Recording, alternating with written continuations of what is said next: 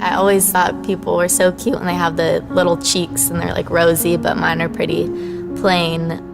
If I was gonna change one feature about my face, I would say that I would want fuller lips.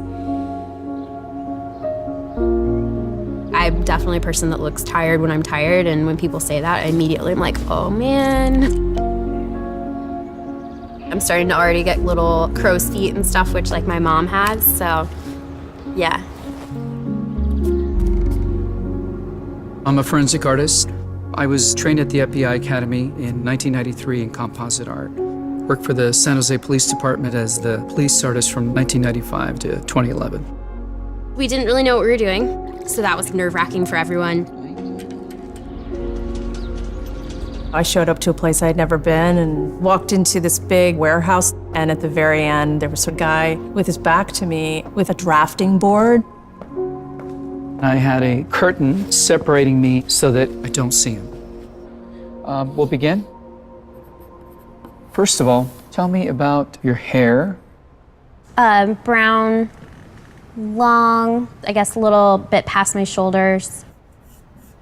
Your jaw. My mom told me I had a big jaw. Yeah, they're brown eyebrows, dark brown eyebrows. Okay. I didn't know what he was doing, but then I could tell after several questions that he was drawing me.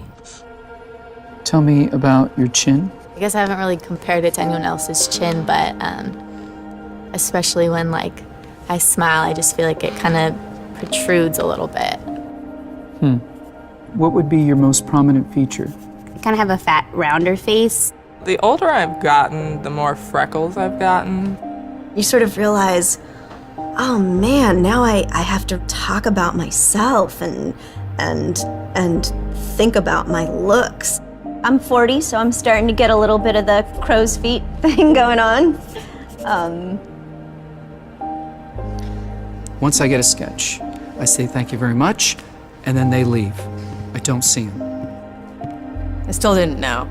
All I had been told before the sketch was to get friendly with this other woman, Chloe.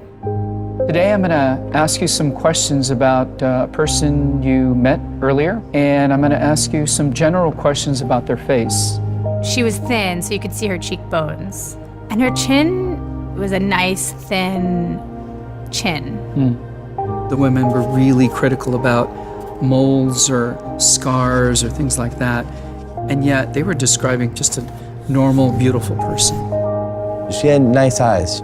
They lit up when she spoke and were very expressive. The length of the nose, what is that like? Short. Short. Yeah, cute nose. Her face was fairly thin. She had blue eyes, very nice blue eyes. Okay.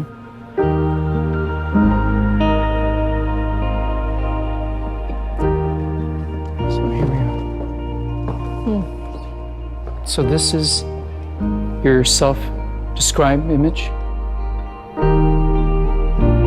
And then somebody else described you and I did this sketch.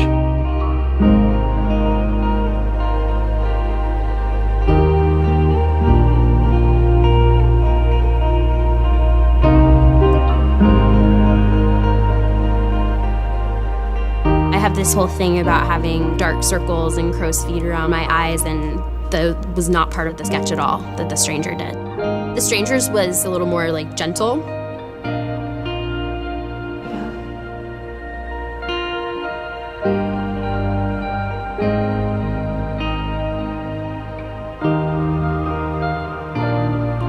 It's pretty different. Which is very strange.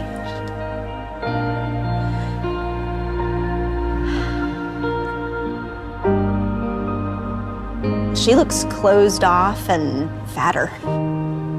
She just looks kind of shut down. Sadder, too. The second one is more beautiful. You think they're catching more of that from you? Yeah.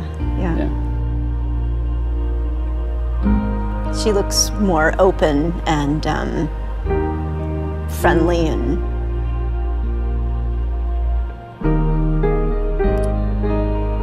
happy.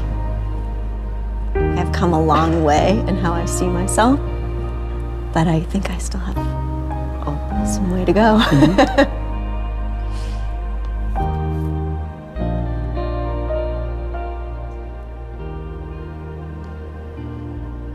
have some work to do on myself. Do you think you're more beautiful than you say? Yeah. Yeah. Chloe's perception was so clearly different. Her picture looked like somebody I thought I would want to talk to and be friends with, like a happy, light, much younger, much brighter person. It's troubling. I should be more grateful of my natural beauty. It impacts the choices and the friends that we make, the jobs we apply for, how we treat our children. It impacts everything. It couldn't be more critical to your happiness. Our self-perceptions are generally kind of harsh and unbecoming when really that's not how the world sees us. We spend a lot of time as women analyzing and trying to fix the things that aren't quite right, and we should spend more time appreciating the things that we do like.